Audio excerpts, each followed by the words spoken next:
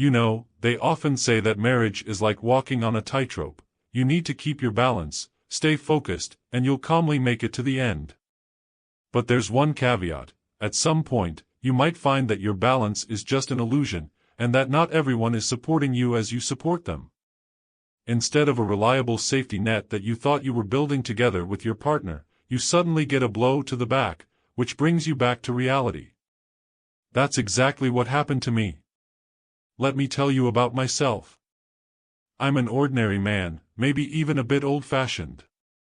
I believed in marriage. I believed that love could endure any trial if both people put in the effort.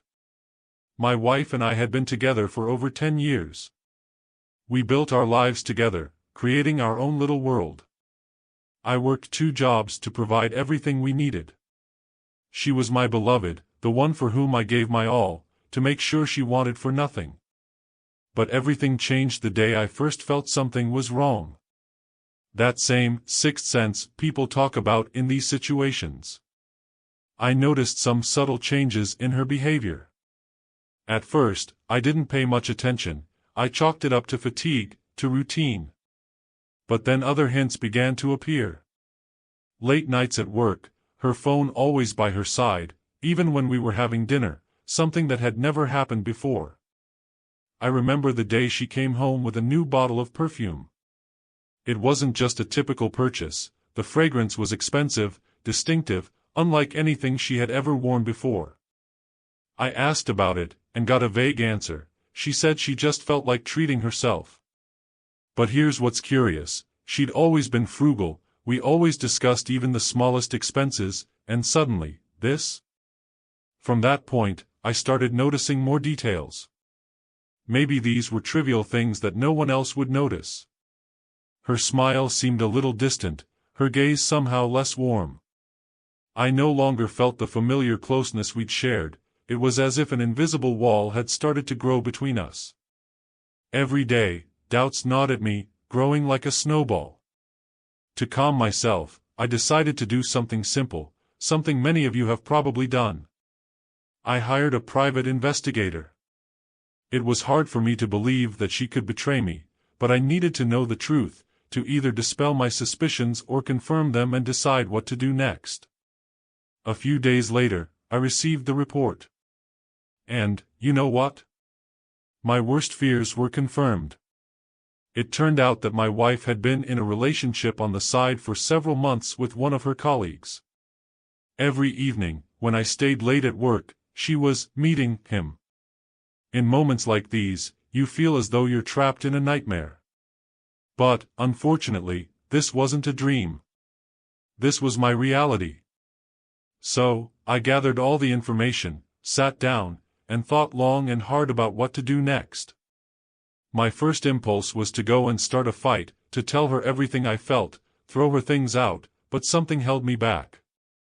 I realized that an ordinary argument wouldn't change anything, that she'd simply find an excuse for her behavior, and this story might end with just an unpleasant conversation that wouldn't bring me any real relief.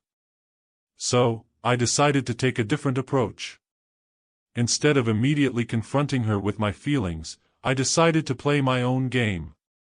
And, although it would take longer, though it would be harder, I wanted her to feel everything that I'd experienced. My plan was simple. I decided to become a mystery to her, just as she had once been to me. And that's when the real game began. I started acting coldly, like a professional actor. I continued behaving as usual, smiling, telling her about my day, about work, planning weekends together, but gradually introducing small changes. At first, these were simple excuses: I'll be late at work today, I have an important meeting, sorry, I won't be home for dinner.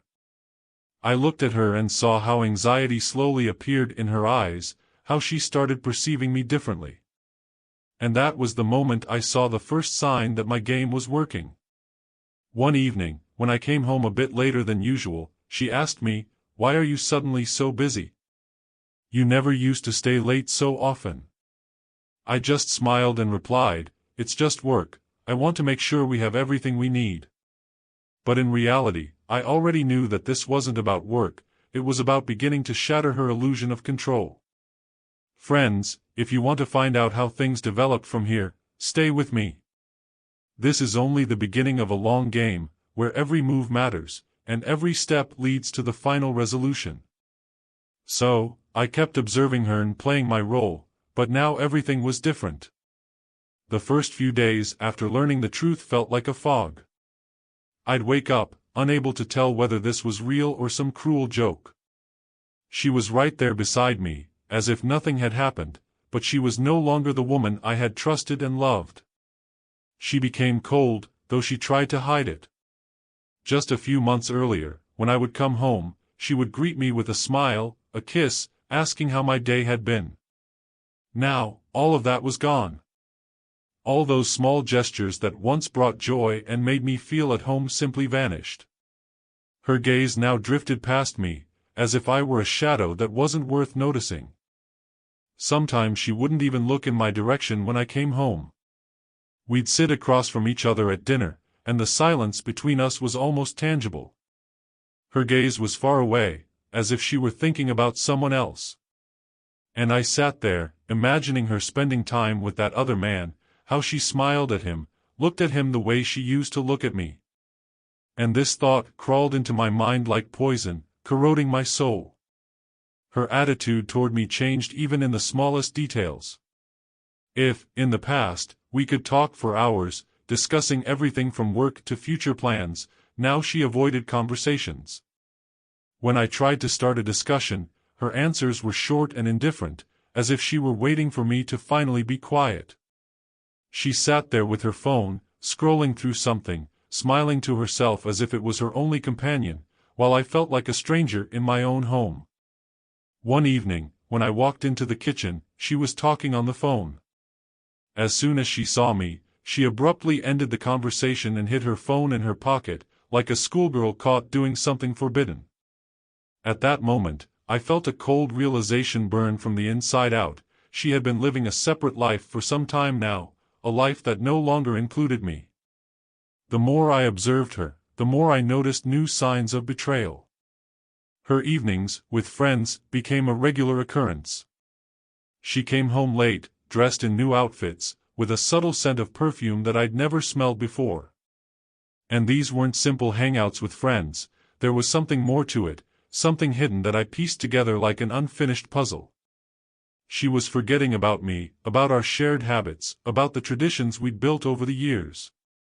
Now she lived for herself and, as I realized, for someone else. There was one specific night that particularly stands out. She came home around 2 in the morning, not even trying to soften the sound of her heels as she walked down the hallway. Her face shone with a satisfaction she didn't even try to hide. She walked past me in silence as if I didn't exist and disappeared into the bedroom. I sat there in the dark, hearing the door close, feeling a wave of anger rise within me, a kind of rage I had never felt before. A man has his limits, and she had crossed them. At that moment, I understood that this wasn't just deception, I had been betrayed. And this wasn't some fleeting fling. Her behavior made it clear that this was a real affair that she was carefully concealing. I could see it in the little things. She spent more time on her appearance, took more care of herself, bought new things. And she explained it to me by saying she just wanted to look good for herself.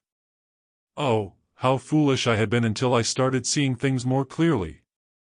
She no longer cared about me, our shared plans, the dreams we had once shared.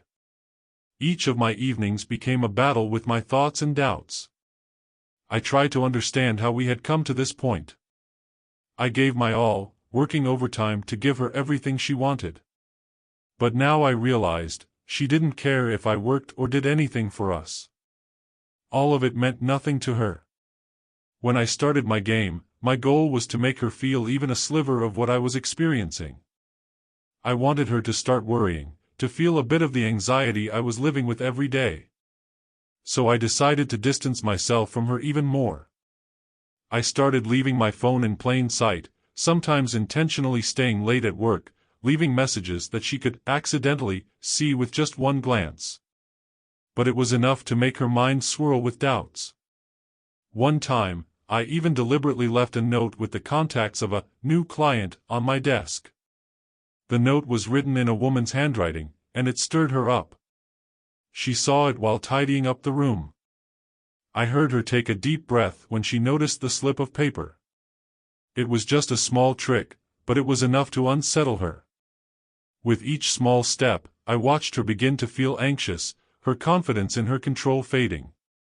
I could see how she was no longer smiling so freely at her reflection in the mirror, how her laughter was becoming nervous, and her conversations more restrained. She began to ask me about my day, something she almost never did before. And it was strange, the woman who had lost interest in me suddenly started trying to learn about my life. And I calmly continued my maneuvers, like a chess player anticipating his opponent's next moves. I wanted her to feel that gnawing anxiety, to understand that I wasn't just silently enduring, that I knew more than she thought, and that my silence was not a sign of weakness but her worst enemy. And then, when her anxiety had reached its peak, I decided to make one final move that would make her understand the seriousness of the situation. Friends, if you're ready to find out how my game continued to unfold, stay with me. So, when I realized that silence and patience would yield nothing, I decided to act even bolder. If she allowed herself to betray me without regard for me, then I had every right to enjoy life, too. And it just so happened that, at that very moment, another woman appeared in my life. Her name was Anna. A chance encounter, an introduction through mutual friends, and somehow, we immediately connected. She was incredibly attractive, feminine, and had a great sense of humor. In her presence, I felt alive again. Our conversations were easy, natural, as if we had known each other all our lives. We started texting more often, sharing jokes, supporting each other, and I noticed that my wife started to take notice of this. Every time I received a message from Anna, my wife would involuntarily glance at my phone, trying to see who was messaging me. She didn't voice any complaints, but I could see a spark of jealousy in her eyes, a spark I hadn't seen in a long time. Now she had a rival, and although she didn't show it outright, I could tell she didn't like my new friendship. It was like a challenge for her, a signal that she was no longer the center of my life. But the most interesting thing was that, despite her jealousy, she didn't stop her escapades. She continued staying late at work meetings, kept going out with friends, and even at home, she sometimes acted as if I were just a piece of furniture. It seemed like none of this stopped her, but at the same time, she couldn't accept the idea that I could be interested in someone else. Her jealousy became apparent one evening when she slipped up during dinner, saying she didn't understand why I was constantly talking to Anna. I just smiled and replied, "She's simply an interesting person to talk to. I think everyone should have someone like that in their life." The remark clearly rattled her. The next few weeks were simply perfect for my game. My wife was on edge. She continued living her double life, but at the same time, she grew nervous every time I got a message or went out to meet Anna. And that's when the climax of this drama unfolded, the family evening I will never forget. It was a gathering with friends and relatives, a typical small celebration we were used to hosting together. I prepared for it, expecting it to be like any other event. But that evening, as I was in the kitchen setting everything up for the guests, my wife walked in with her colleague. And yes, you understood correctly, she brought him to our family evening. He acted as if he had long been a part of this circle, smiling at everyone and carrying himself with ease.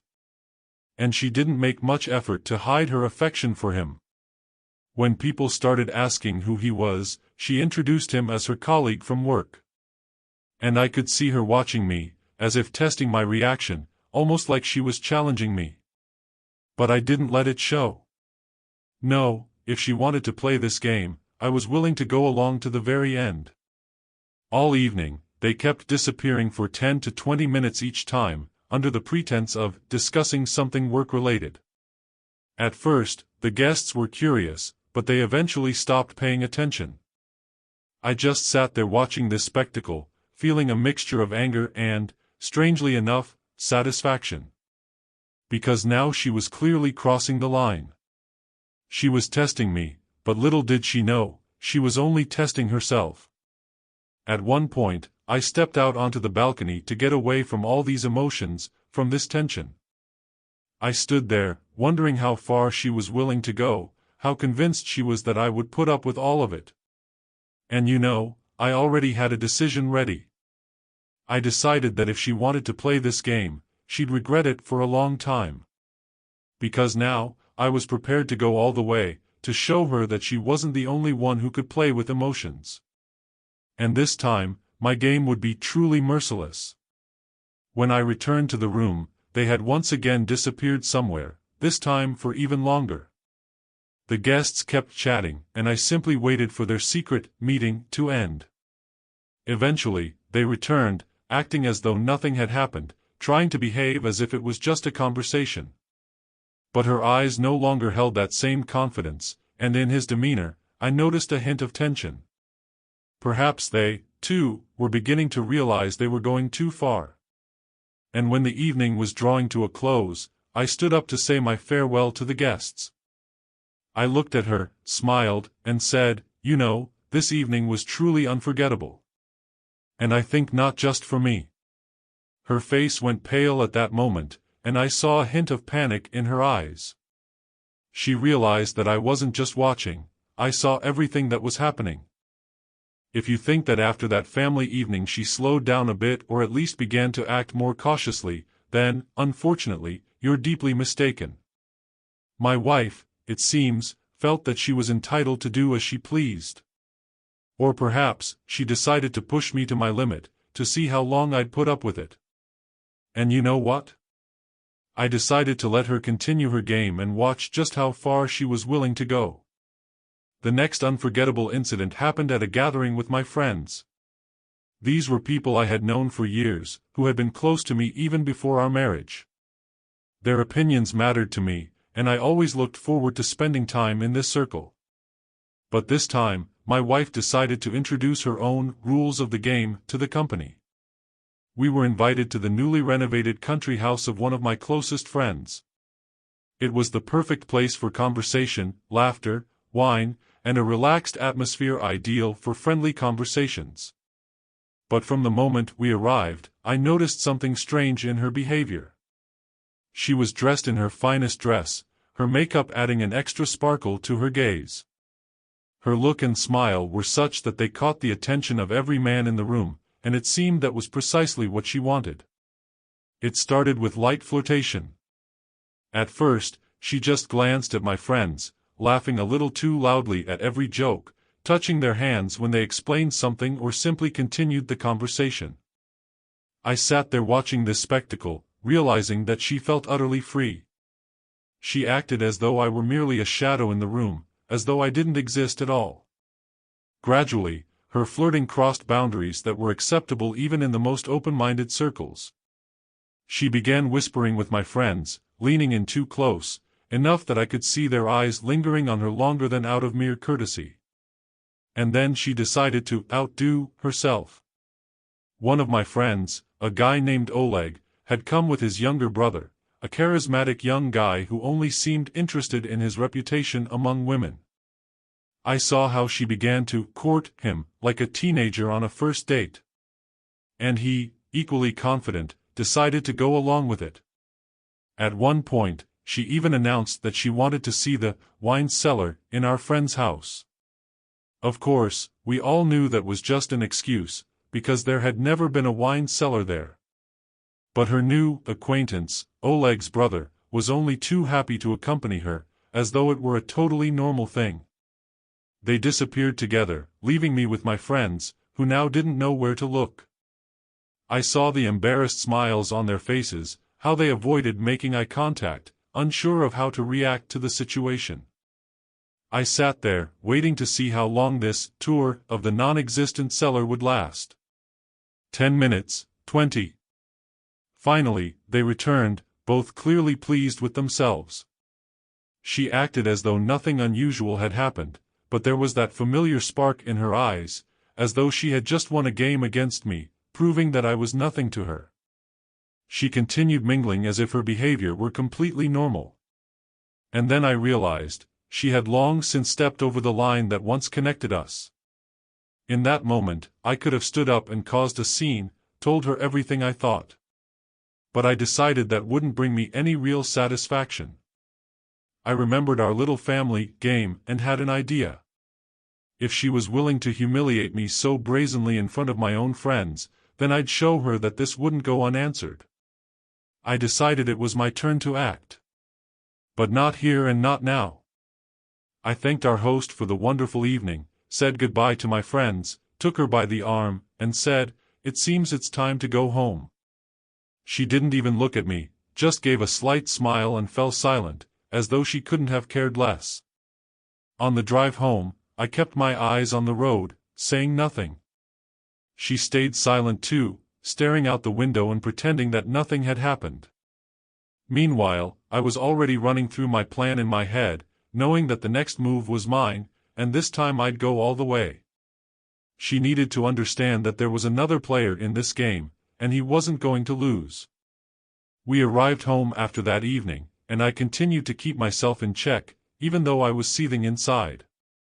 I'd felt like a stranger in my own home for some time, as though I were an extra in this show, where my wife entertained herself by her own rules. But that evening, she crossed all boundaries, and her arrogance only continued to grow. We barely spoke on the drive home.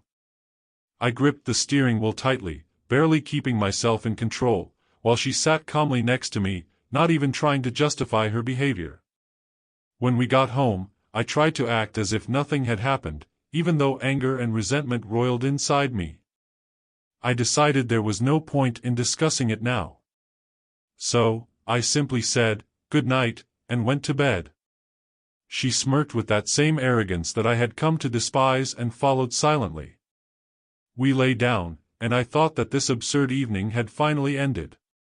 But, unfortunately, I was mistaken. About half an hour later, as I was beginning to doze off, I heard her phone vibrating softly. She paused, looked at the screen, but didn't answer immediately. I saw her reading the message, and her expression changed. She had that same smile on her face that I'd seen at the party, that same smile that hadn't been for me in a long time. Curiosity and anger got the better of me, so I pretended to be asleep but watched her out of the corner of my eye. Trying not to make any noise, she got out of bed, put on her robe, and quietly left the room. She held her phone in her hand as if it were her only lifeline. And at that moment, it became clear to me, she was no longer my wife, and I was nothing more than furniture to her in our home. I went over to the window, looked out, and saw a car parked outside our house. And who was sitting inside? Right, the very same brother of my friend with whom she had gone to the wine cellar. He sat in the car, apparently with no doubts about why he was there. I saw her walk out of the house, quickly approach the car, and he greeted her, opening the door. They didn't think about going to a hotel, didn't worry about anyone possibly seeing them. There was enough room right there in the back seat. Watching this, I felt a wave of revulsion. She didn't even try to hide her affair, didn't even think that I might see her in this state. Standing by the window, I realized that this was enough. This was the point of no return. If she was willing to humiliate me this openly, showing no respect even in our own home, then her choices were no longer my problem. She had crossed a line, and there was no longer an us. I decided to make sure she remembered this night for the rest of her life. I pulled out my phone and called the police. I briefly explained the situation, reported a disturbance outside our house, and mentioned that the people in the car were behaving inappropriately, causing discomfort to our neighbors. The police didn't take long to arrive. Within a few minutes, I saw the police car pull up. They approached the car, knocked on the window, and I even heard one of my neighbors peeking out to see what was happening. The police made them get out of the car, and on my wife's face, I saw panic. She probably thought this was just another adventure, but now she was beginning to realize it was serious. The police took her and her date down to the station for disturbing the peace. And this is when the real fun began.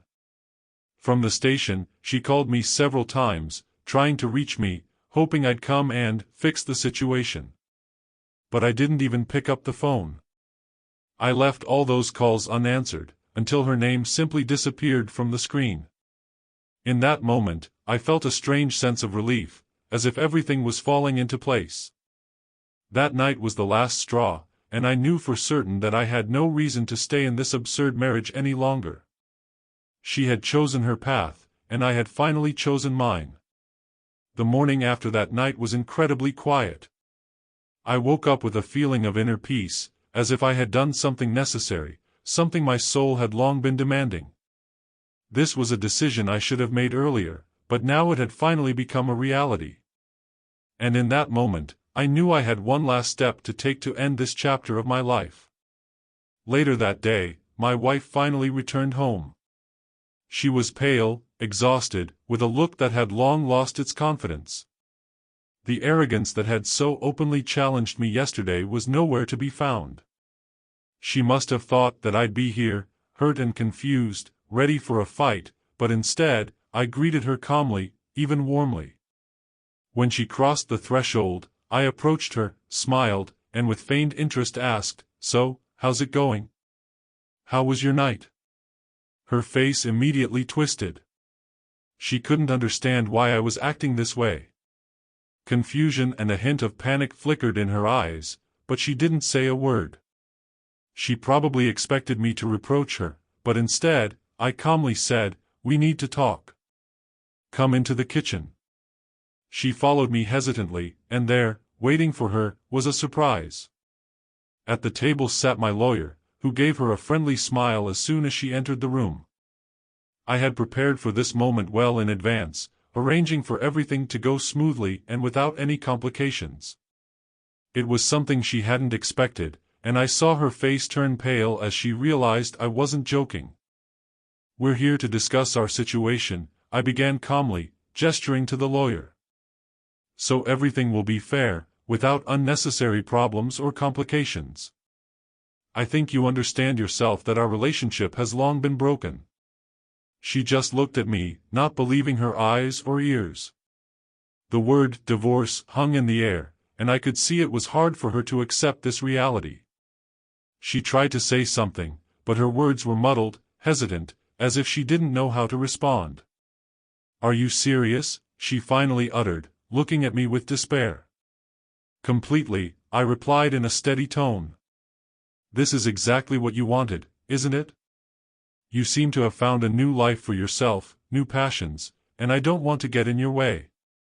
Each of us has the right to live our own life, so I see no reason to prolong this." Her lips trembled, and she looked as though she was on the verge of breaking down, but instead, she only whispered, "Is that it? You're just going to end it like this?" I simply smiled and replied, "It's already over, can't you see? I'm tired of being a silent observer in your life. I'm tired of your lies and humiliations. And now, it's time to put an end to it." I showed her the divorce papers, which the lawyer and I had already prepared. She looked at them, and it was as if she froze. Her hands trembled as she took them, and I could see her confidence vanishing. She scanned the lines, realizing that from now on, things would be entirely different, that this was not just a quarrel or a minor conflict. The lawyer calmly explained that we would divide everything fairly and without unnecessary issues, that the process would be quick and painless if she agreed to the proposed terms. But in her eyes, it was not that simple.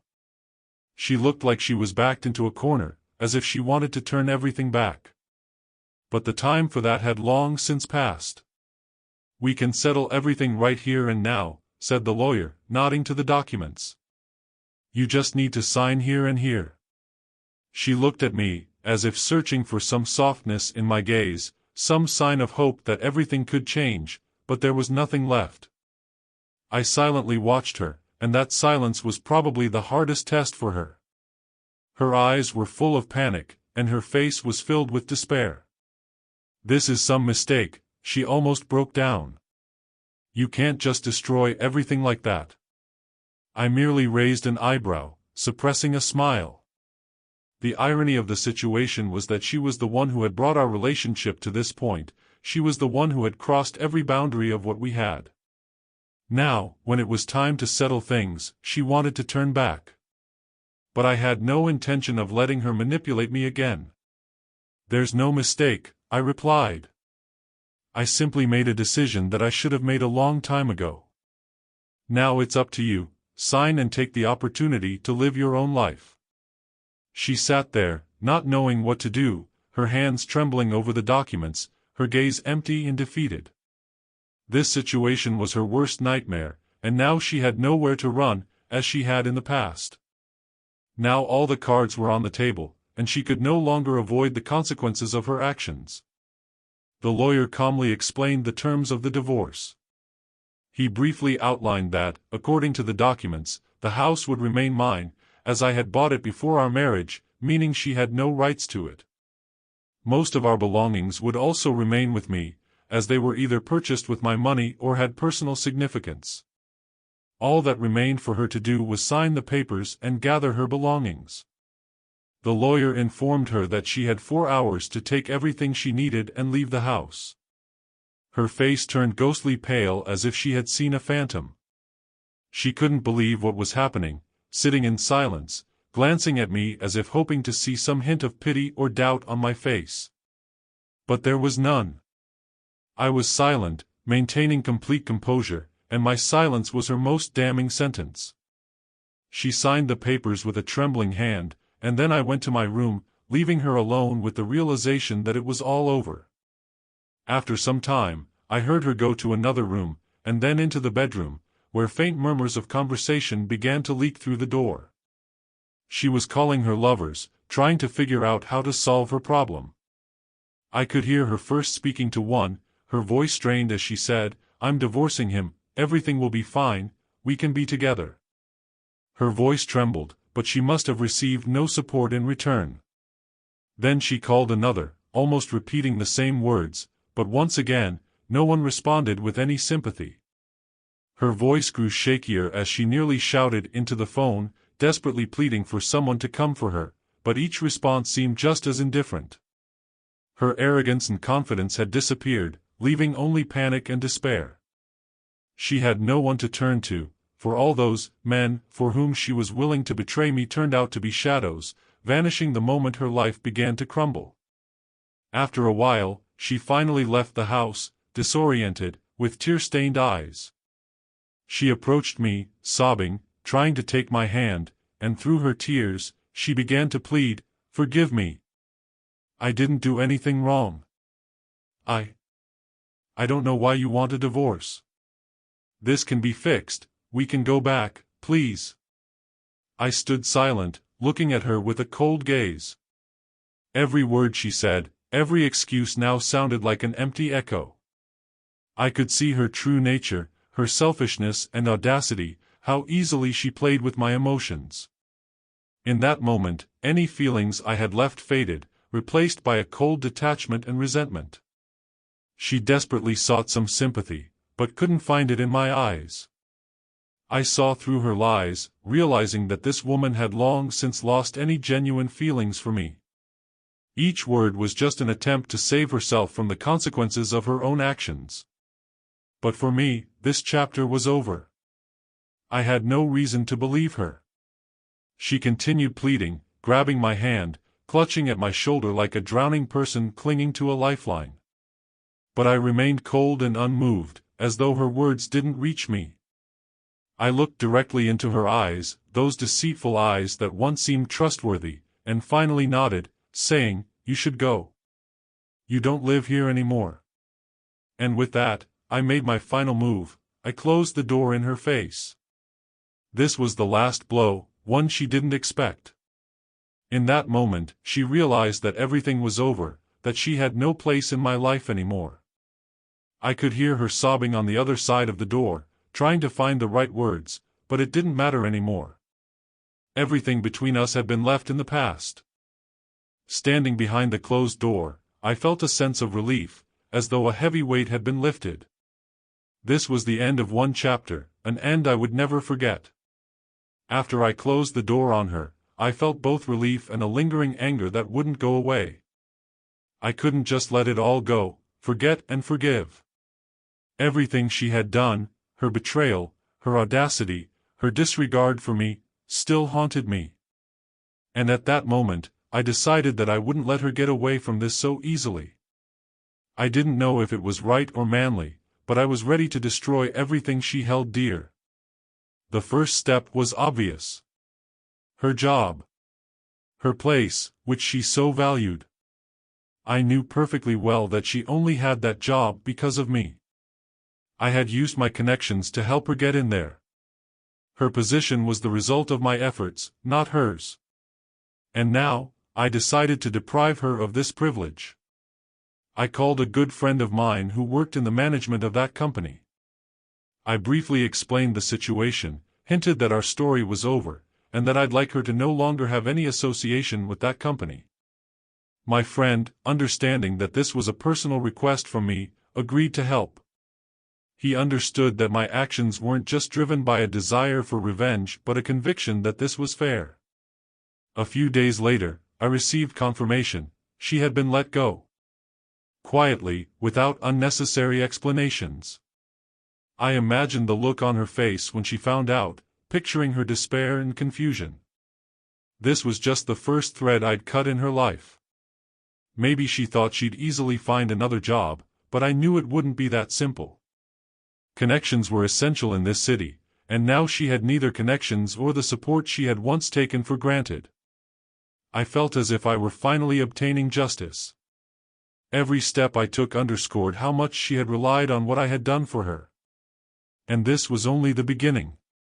She thought she could betray me and live as if nothing had happened, but now her life was gradually falling apart, and I was ready to see it through to the end.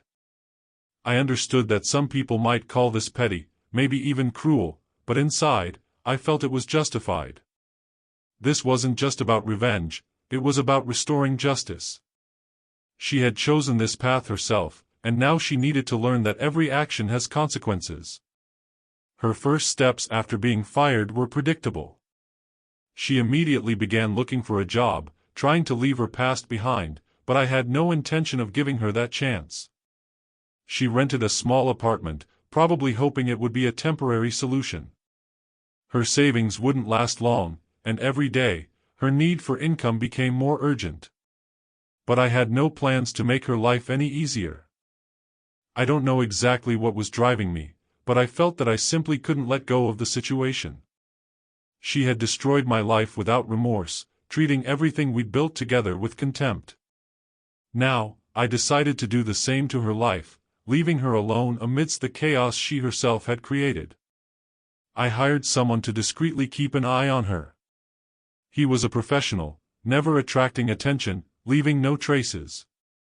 He knew her every move, her every decision. Wherever she submitted a resume or attended an interview, I would be the first to know. And each time, I did everything possible to ensure the door closed right in her face. Connections, influence, personal favors, I used them all to the fullest extent. I personally called certain business owners, explained the situation, and asked them not to hire her. To others, I hinted at her scandalous past, suggesting that someone like her would only harm their teams. With each position denied to her, I could see how her life was crumbling bit by bit. I watched her grow increasingly emotionally drained, unable to comprehend what was happening. Her face lost that confident look that had once seemed so unbreakable. Her eyes became empty, as though they no longer held any hope. She couldn't understand why, in our city, no job opportunities were available to her, why all doors were closed no matter where she went. It seemed that by this time, all her lovers had completely disappeared from her life. I was certain they'd never seen anything serious in her, and now that she was unemployed and abandoned, they simply turned their backs on her. They didn't want to be associated with a woman who no longer had any social standing or advantages. She was on the verge of becoming homeless. I watched as she continued to fall, her confidence long gone. She couldn't understand how things had turned out this way, why the world had suddenly become hostile to her. and I knew she would never suspect who was behind her downfall. Each action I took, every step toward destroying her life, gave me a fleeting sense of relief. I watched my former wife fall further and further, and at some point, I couldn't tell if it was justice or just blind revenge. I didn't want to forgive her. I couldn't forget the humiliation she had put me through. It felt as though the only way to find peace was to destroy everything that was left of her world. But at the same time, I began to notice that with each one of her falls, I was also losing parts of myself. Revenge was consuming me, taking so much energy and emotion that I started to realize this was a vicious cycle. And that's when Anna, who had been the one bright light in my life, started playing an even bigger role. Anna became the one I could talk to, who I could confide in about even my darkest feelings. She didn't ask unnecessary questions or pressure me, but her support allowed me to see life from a different angle. Every conversation with her, every moment we spent together, gradually brought me back to life. And although Anna knew nothing about what I was doing, she was rescuing me from the darkness into which I was sinking deeper with every act of revenge. One evening, sitting with her in a cozy cafe, I felt a lightness in my soul, as if simply being around her was lifting a weight off my shoulders. She laughed, sharing stories, and I realized that this laughter, this warmth, was exactly what I'd been searching for. I understood that I wanted to be happy, not obsessed with a past that had no hold on me anymore. And then, for the first time, I thought, maybe it's time to let go? Let go of the resentment, the anger, the desire for revenge, and start living again. My ex-wife no longer mattered, and the desire to destroy her life was fading, as she'd lost all significance to me. Her life was her problem, and my actions would change nothing. Anna, unknowingly, had become my salvation. She helped me realize that the best revenge was to live my life with sincerity and peace in my heart. With her, I found new meaning and joy, and the past no longer had any power over me. Finally, I felt that this truly was the end of a story that no longer mattered. I let go of my ex-wife, let go of everything that had been weighing on me, and decided to move forward, building a new life with the woman who brought me hope.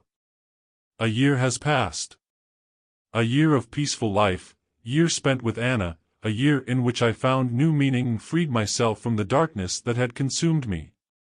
Anna and I became serious about our relationship, and she became the person who brought light and warmth into my life. I felt truly happy, saw a future ahead, and the past was almost forgotten. One evening, we met in our favorite restaurant in the city center. After dinner, as we stepped out onto the street, I felt completely content with life. We were talking, laughing, and everything felt so natural, so effortless in a way I hadn't experienced for a long time. But as we left, I noticed a woman sitting by the wall, asking for money. Something about her looked familiar. Her posture, her downcast gaze, the exhausted look. I stopped, let go of Anna's hand, and stepped closer to take a better look. At that moment, the woman raised her head, and I barely recognized her. It was her. My ex-wife. She was sitting on the cold sidewalk, her trembling hands extended, asking for money to buy food, not even looking into the eyes of the passers-by. Her face was pale, her lips chapped, dark circles under her eyes. I barely recognized the woman I had once shared my life with. She was worn down and looked as though she had no strength left to fight. It felt like a shock. A year ago, I wanted to destroy her, to make her feel the consequences of her actions. And now, here she was, sitting before me, destroyed, humiliated, and lost in her own oblivion. She had reached the lowest point in her life. I could see that she was no longer the proud, confident woman who once thought the world was hers. Now, she was just a broken person, sitting on the ground and begging for help. At that moment, everything inside me felt mixed up, pride, sorrow, even pain. I thought about how things could have been different. We could have parted as friends, we could have just gone our separate ways. But instead, we chose a path where each of us sought our own truth. And now, I stood before the consequences of that path, but I no longer felt satisfaction. On the contrary, my conscience unexpectedly reawakened, as if reminding me that perhaps I had gone too far. Anna, who was standing next to me, also understood everything. She quietly squeezed my hand, saying nothing, but I could see understanding and support in her eyes. I looked at my ex-wife and understood. Perhaps she had made many mistakes, but now she had paid for them in full. Now, I stood before a choice, to walk away and leave her in this situation, just as she had left me in my own despair, or help her. It was not an easy decision. I remembered all the humiliation, the sleepless nights when I was torn apart by doubts, remembering how she betrayed me without remorse. But now, in front of me was not her, but merely a shadow of the person she once was, a shadow that needed help. And something shifted inside me. My conscience, long suppressed, told me it was time to make amends. Whether they were her mistakes or mine no longer mattered. At this moment, I saw only a person in need of a chance to start over. "Wait for me here," I quietly said to Anna. I approached my ex-wife, crouched down, and looked her straight in the eyes. At first, she didn't even recognize me, but when she realized who was in front of her, a flicker of fear and shame appeared in her gaze. I need help," she whispered, and I saw her eyes fill with tears. I said nothing, unsure of what to say. Words couldn't convey what I was feeling. But I knew one thing: I couldn't leave her like this. Perhaps helping her was the only right decision I could make for my own peace of mind. "I'll help you," I finally said. "But only if you truly want it and are ready to change your life." She nodded, wiping away tears. I stood up, helped her to her feet, and looked at her one last time, realizing that everything we once had was gone, but in its place, a new possibility had appeared. Maybe she had no one else to turn to in order to get her life back on track, but now she had a chance. And I decided that I would give her that chance, regardless of what had happened in the past. Returning to Anna, I saw understanding and support in her gaze. She asked no questions, simply held my hand. And in that moment, I understood that this decision, to help my ex-wife, to give her a new start, was not about her, but about me. It was a choice that finally freed me from the past and allowed me to start my own life anew. I decided to help her get back on her feet. Perhaps it was my way of finding peace, perhaps it was a desire to let go of the last remnants of the past that still held me back. I knew she needed a fresh start, and I had the power to make that possible. First, I took her to the hospital. She looked so worn out that I feared to imagine the toll it had taken on her health. At the hospital, they conducted all the necessary tests and a full medical examination. The doctors said her condition required recovery, but the threat of serious complications wasn't critical. She was exhausted, worn out, but she still had a chance to recover. And I decided to give her that chance. I found her a modest but comfortable apartment where she could live peacefully. I signed the lease for 6 months in advance, giving her enough time to get back on her feet. Additionally, I found her a job that didn't require extensive experience, one that would allow her to gradually regain her financial stability. Although she was confused, overwhelmed, perhaps even uncertain why I was doing all this, she accepted the help. On our last meeting, I handed her an envelope with enough money to last a few months. I knew that now she could start fresh without relying on anyone else. She stood before me, looking lost, with tears in her eyes. It was hard for her to accept my help after everything that had happened between us, but she understood that she had no other choice. And then, I finally said what I had needed to say for a long time. "I'm sorry. I'm sorry for everything I did, for all my mistakes, for not having the strength to simply let go. I realize now that my anger and desire for revenge were wrong. This apology isn't just for you but for me too. I hope you'll find a way to start over." She looked at me, surprised, and for the first time, there was a mutual understanding between us. I felt that this brief dialogue was necessary to place a definitive end to our shared story. Afterward, I went to see a therapist. It was hard for me to accept the path I had taken and to acknowledge how many emotions had built up within me over time. The therapist helped me process everything, find peace, and understand that revenge is simply a burden we place on ourselves. Gradually, I found inner harmony. I realized that true freedom comes through forgiveness. My encounter with the past allowed me to start living fully, without bitterness or regret. Now, with Anna by my side and a new future ahead, I knew that the past no longer had any hold on me. This experience taught me a valuable lesson. I understood that the best way to move forward is to let go of what no longer matters and choose a path filled with love, not anger. And now, sitting at my desk, writing down my thoughts, I reflect on the questions that continue to arise. Why do people act this way? What drives us to choose the path of deception, betrayal, and revenge? What compels us to destroy what was once dear and meaningful? Why is it so difficult to choose a different path, the path of honesty, forgiveness, and self-control? Looking at my life now, I realize that most decisions I made during the darkest periods of my life were guided not by reason but by emotion. Anger, disappointment, and bitterness, these emotions are so strong and destructive that, when they overwhelm you, it's difficult to stop and take a breath, to see things from another perspective. It's hard to remain rational when your heart is filled with pain and humiliation. It's easy to fall for the illusion that revenge will bring relief, that by destroying someone who hurt you, you'll find peace. But that's a trap. Now, looking back, I understand that revenge doesn't liberate, it entangles you even further in a web of pain and bitterness.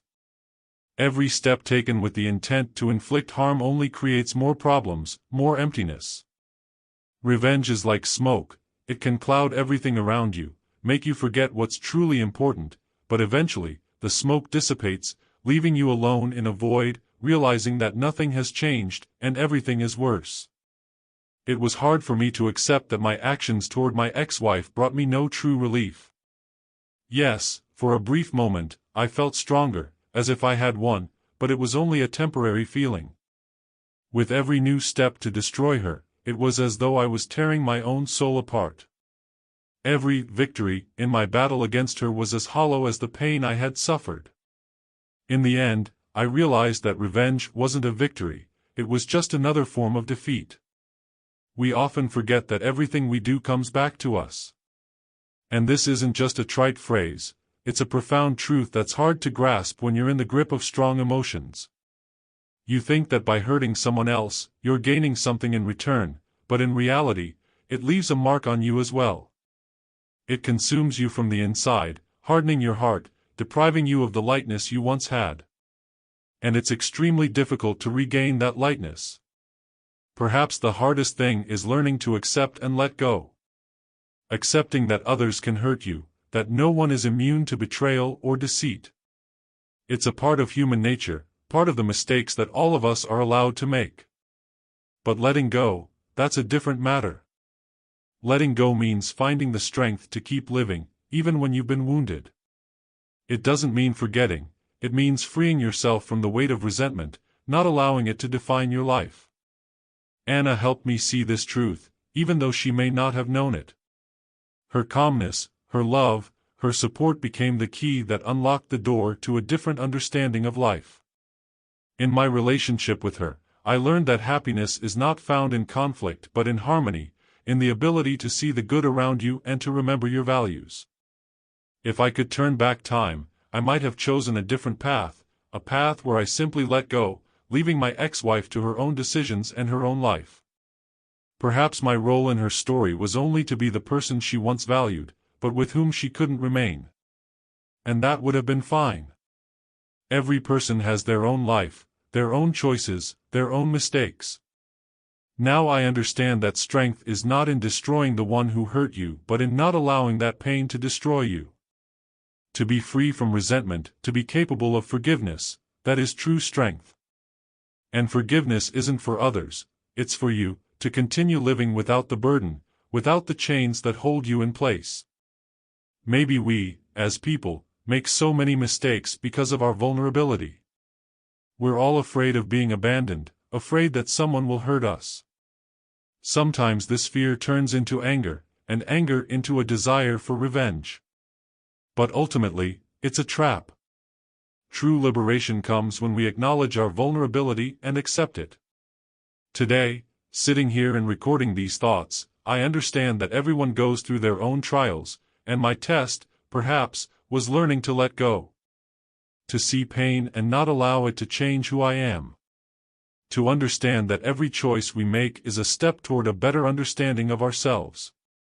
And now that this past is behind me, I see a new path ahead, a path where I no longer hold on to resentment, no longer seek revenge. This is a path where I strive to be a better person, for myself, for those I love, and for the world around me.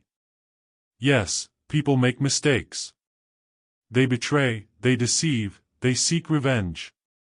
But the biggest mistake is allowing these feelings to control our lives. Perhaps true strength lies in being able to stop, look at yourself, and ask, what do I really want?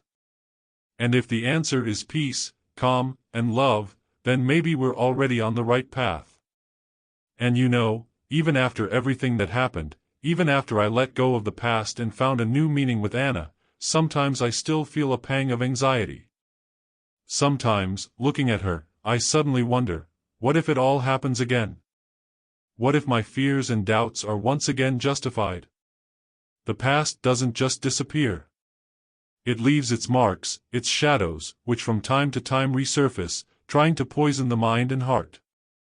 But I understand that real relationships, true closeness, cannot be built on distrust. Anna is a different person, a different story. She has shown me that love can be honest and open, that trust is the foundation of everything.